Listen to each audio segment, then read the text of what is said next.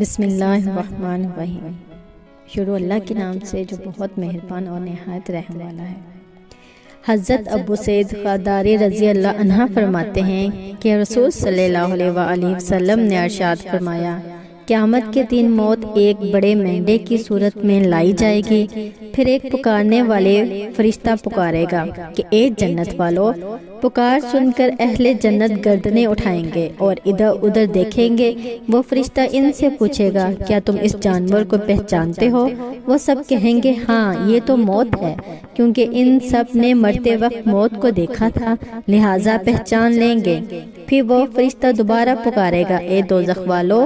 اہل دوزخ بھی گردن اٹھا کر دیکھیں گے تو فرشتہ ان سے پوچھے گا، کیا تم اسے پہچانتے ہو؟ وہ کہیں گے، ہاں یہ موت ہے، ان سب نے بھی مرتے وقت اسے دیکھا تھا۔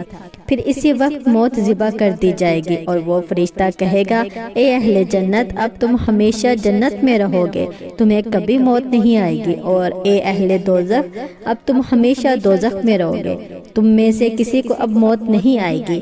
پھر رسول صلی اللہ علیہ وآلہ وسلم نے یہ آیت مبارکہ کی تلاوت فرمائی، اور اے پیغمبر، ان کو اس پچھتاوے کے دن سے ڈرائیے جب ہر بات کا آخری فیصلہ ہو جائے گا، جبکہ یہ لوگ اس وقت غفلت میں ہیں اور ایمان نہیں لا رہے۔